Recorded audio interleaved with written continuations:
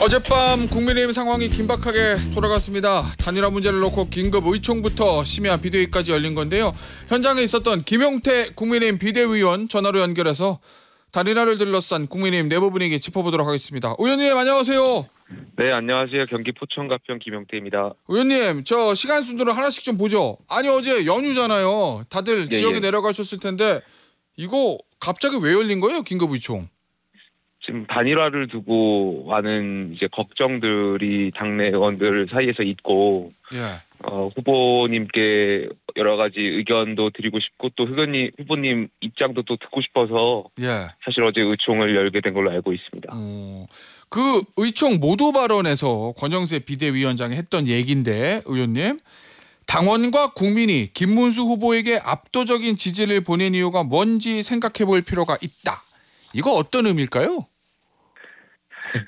그러니까 단일화를 두고 지금 계속해서 그 후보님 측하고 후보 측하고 여러 가지 좀 이렇게 오해가 점점 쌓여가는 것 같아서 지금까지 계속 이뤄가는 것 같아요.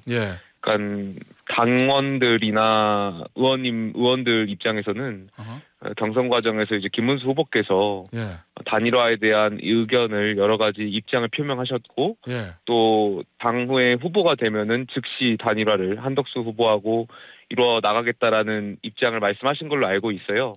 그러다 보니까 당의 어떤 의원들이나 당원들의 입장은 그 단일화에 대한 즉시 단일화에 대한 기대치가 높은 것도 사실이고 다만 이제 후보 측은 단일화를 또 안 하겠다는 것은 아니고 단일화를 하겠다는데 3주간의 경선 레이스가 있었고 또 본인께서 여러 가지 고민을 하고 있는데 이런 단일화를 하라는 일종의 어떤 여러 가지 제안을 하다 보니까 여기에서 그 서로 간에 좀 오해를 쌓이고 있는 것 같습니다. 그러다 보니까 어제 의총에서 의원분들께서는 후보께서 사실상 단일화를 하지 않을 생각 아니냐라는 이제 의구심을 갖고 계시는 의원들도 계시고 결과적으로 이 문제를 풀기 위해서는 저는 후보님께서 단일화에 대한 구체적인 로드맵을 제시할 시간이지 않나. 지금 후보의 시간이다 보니까요.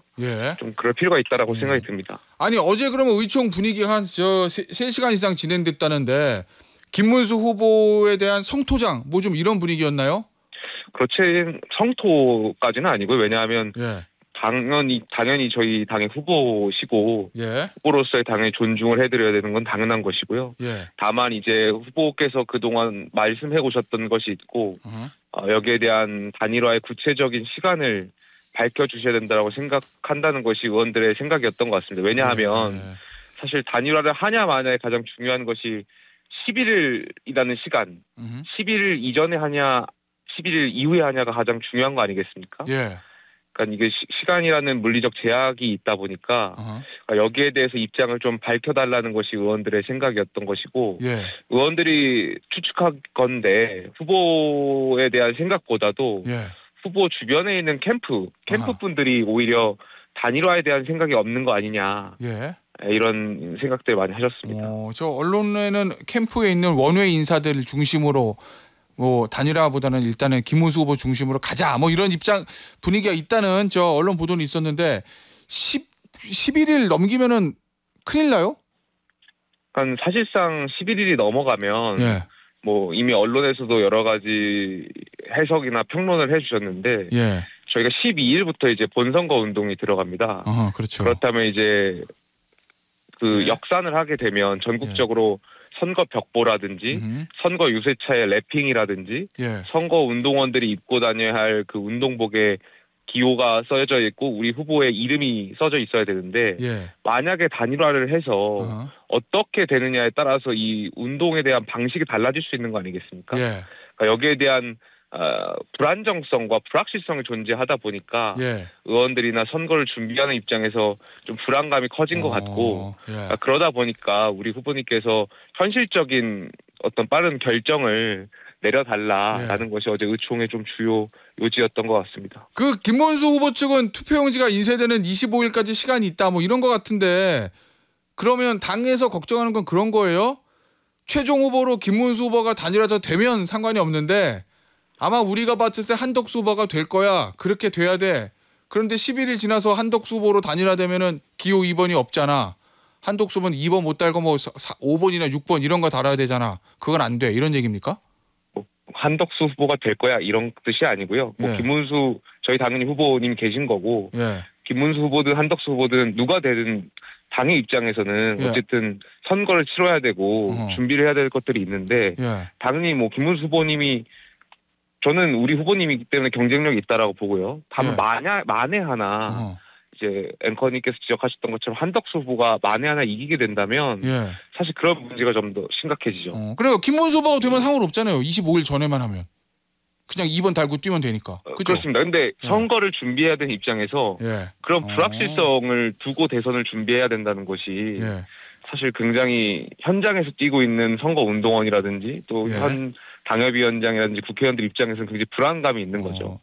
당장 지금 이재명 후보에 대해서 맞서서 우리 후보로 가야 되는데 후보가 단일화가 한다곤 하지만 누구로 될지도 모르는 것이고 뭐 이런 불확실성이 있다 보면은 사실 좀 불안감이 있는 것도 있죠. 저기 의원님 솔직히 의원총회 분위기나 어제 비대위 지도부 분위기는 한덕수 후보를 더 미는 분위기입니까? 솔직히? 아닙니다. 저희가 아니에요? 누구 특정 후보를 뭐 밀고 그런 거 아니고 당연히 저희 당 후보님이 계시기 때문에 당연히 후보님을 중심으로 많은 고민들을 하는 것이죠. 아니 근데 자꾸 불확실성 말씀하시고 저 10일 넘기면 안 된다. 아니 의원님뿐만 아니라 지도부도 10일 넘기면 안 된다고 자꾸 그 얘기를 하니까 한덕수 후보가 돼야 되는데 이거를 머릿속에 다 들어가 있는 거 아닌가 제가 그런 궁금증이 들어가지고. 뭐 어떤 의원님들은 한덕수 후보를 생각하시는 분들도 분명히 있겠죠. 근데 그런 의원님들이 다수가 아닌 것 같고 다만 의원들의 입장은 하루빨리 결정을 해주는 것이 선거를 준비하는 입장에서 불안감이 덜하고 불확실성이 덜하다는 말씀을 드린 것 같습니다. 그게 다수 의견인 것 같아요. 의원님 어제 이제 비대위에서 최종 결론 난 거 보니까 일단 사무총장은 교체로 가는 거고 단일화하기 전에도 선대위는 일단은 구성 됐어요. 저 중앙선대위는 맞죠? 예. 근데 사무총장 교체는 아직 그 확정이 안 됐죠. 확정은 안 됐습니까? 당분간 이양수 총장 한다. 뭐 후보님께서 새로운 분을 뭐 모시면 그때 다시 결정하는 것이지 지금은 장동혁 의원께서 보사를 하셨기 때문에 그럼 이양수 총장 계속 위임하고 있습니다. 일단 이양수 총장으로 가고 후보가 다른 사람을 이제 교체를 원하면 또 바꿀 수도 있다 뭐 이런 것 같은데 그런데 전당대회 공고했거든요. 10월하고 10일하고 11일. 그 전당대회 왜 공고한 거예요? 안건은 없는 것 같던데. 여러 가지 옵션을 고민하지 않을 수가 없기 때문에 옵션적 차원에서 이제 여러 가지 선택을 하실 수 있게끔 후보께 열어드린 것이고 거듭 말씀드리지만 오늘 뭐 이번 주 그 후보의 시간인 것이고 후보께서 단일화에 대한 구체적인 로드맵을 말씀 주시면 아마 거기에 따라서 또 여러 가지 입장들이 나오지 않을까 생각이 듭니다. 지금은 어쨌든 오늘 후보님의 입이 굉장히 중요할 것 같습니다. 그러니까 그럼 만약에 오늘 내일이라도 단일화돼서 만약에 한덕수 후보가 만약입니다. 이기면 후보를 한덕수 후보로 바꿔야 되니까 그거 대비해서 전당대회 열어놓은 겁니까? 공고? 어떤 것이든지 어떤 결정을 할 때 저희는 당원들의 의사를 존중하겠다라는 말, 당원들의 뜻에 따라서 하겠다는 말씀을 좀 드리겠습니다. 알겠습니다. 저 의원 단체 대화방 보니까 김문수 후보가 딴짓하면 결단할 것 이런 말도 나왔다는데 그 결단이 뭐예요? 글쎄 뭐 저는 그 메시지를 제대로 못 봐가지고 그런 말씀들이 있었는지도 잘 모르겠습니다. 다만 이제 여러 가지 저희가 아까도 말씀드렸지만 이 단일화를 두고 서로 오해하고 있는 것들이 좀 많은 것 같아요.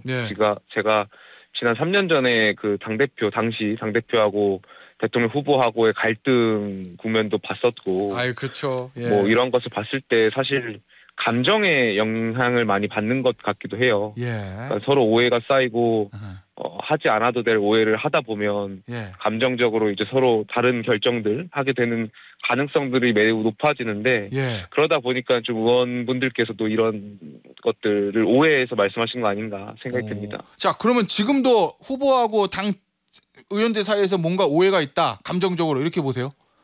저는 지금 오해가 있다라고 생각해요. 왜냐하면 후보께서는 이제 단일화 하겠다라고 계속 말씀을 하시는 거잖아요. 근데 단일화를 할 때도 이제 빅텐트라고 얘기해서 한덕수 후보뿐만이 아니라 그 외에 다른 분들까지도 다 모셔서 하겠다라는 것이고 당장 지금 당의 의원들의 입장은 다른 분들은 일단 뭐 차치하고 한덕수 후보하고 11일 이전에 해야 된다라는 입장이 있기 때문에 예. 여기에 대한 좀 오해가 있는 것 같고 그러다 보니까 거듭 말씀드리지만 의원들 입장에서는 우리 후보께서 단일화를 안 할 생각 아닌가 이런 또 오해도 하고 계신 것 같습니다. 아, 알겠습니다. 자, 그나저나 이재명 후보는 두 후보의 단일화에 대해서 내란 연대 이렇게 표현했던데 김문수 한덕수 단일화하면 이깁니까? 결과적으로 저는 전임 정부하고의 차별성, 전 대통령하고의 관계 설정이 매우 중요하다라고 생각이 듭니다. 많은 국민들께서 사실 보통의 국민들께서 윤석열 전 대통령도 싫고 이재명 후보도 싫다라는 것이 시중에서 많은 이야기들을 하고 계세요. 근데 어찌되었든 결론적으로 전임 대통령은 파면이 되셨고 지금 이재명 후보만 나와 있는 상태 아니겠습니까? 여기에 대해서 우리가 차별적인 입장과 또 국민의 선택을 받기 위해서라면 전임 대통령하고의 관계도 단일화하고 나서도 굉장히 중요할 것 같고요. 여기에 대해서 저희가 당연히 국민들께서 이러한 것들을 판단해 주실 거라고 생각이 듭니다. 아, 그러면은 최종 단일 후보로 누가 되든지 간에 윤석열 전 대통령을 철저히 끊어내야 된다. 절연해야 된다 이런 말씀이신 거죠? 저는 조금 전에 말씀드렸지만 이번 선거는 누가 윤석열 전 대통령과 이재명 후보로부터 자유로워지느냐에 큰 방점이 있다고 생각됩니다. 어찌되었든 저희는 대통령이 파면되면서 자연스럽게 대통령하고의 관계가 이제 결정이 된 것이고요. 민주당은 대법원의 이재명 후보의 유죄 취지에 파기환송했음에도 불구하고 자유로워지지 못하고 있는 상황인 거잖아요. 이러한 저는 국민들께서 판단해 주실 거라고 생각이 듭니다. 알겠습니다. 자, 다른 얘기를 좀 해볼게요. 이준석 후보 잘하시잖아요, 의원님. 예. 지금 뭐 국민의힘에서는 빅텐트 친다, 이준석 후보까지 사과할 용의도 있다, 과거 일에 대해서. 그런데 어제도 이준석 후보 인터뷰해보니까 나는 안 한다는데 왜 자꾸 그래? 2차 가해다. 뭐 이런 얘기까지 하거든요. 어떻게 전망하세요? 앞으로 이거 이준석 후보의 문제는? 조심스럽게 많은 고민들을 좀 해보자면 아마 이준석 후보라든지 개혁신당도 보수 진영에서 계속 활동을 할 것이고 그러니까 민주당하고 뭔가 할 것이 아니지 않습니까? 그렇다면 아마 이번 대선에서 고민하고 있는 지점이 힘을 합쳐서 이길 수가 있게 된다면 당연히 힘을 합칠 것이고 만약에 그렇게 됐을 때 힘을 합쳐도 이길 수 있는데 만약에 독자 노선을 가서 지게 된다. 그래서 정말 이재명이라는 이러한 사람의 정부가 탄생했을 때 어느 정도 역할이 있었다라는 것을 굉장히 경계하는 거 아니겠습니까? 이른바 뭐 여러 가지 진영에 대한 배신자론이 있을 수도 있고 아마 그것을 가장 경계할 것이라고 생각이 좀 드는데 그러니까 그런 것을 좀 전반적으로 보고 판단하실 거라고 생각이 듭니다. 뭐 이준석 후보께서도 당연히 좋은 뜻을 가지고 명분을 가지고 출마를 하셨을 거고 다만 현실적으로 이재명 정권을 만들면 안 된다라는 것은 우리가 공통적으로 생각을 하고 있는 것이기 때문에 여기에 대해서 의논하고 협의할 것들이 있지 않을까 생각이 듭니다. 알겠습니다. 오늘 인터뷰는 여기서 마무리하도록 하겠습니다. 지금까지 김용태 국민의힘 비대위원이었습니다. 의원님 감사합니다. 감사합니다.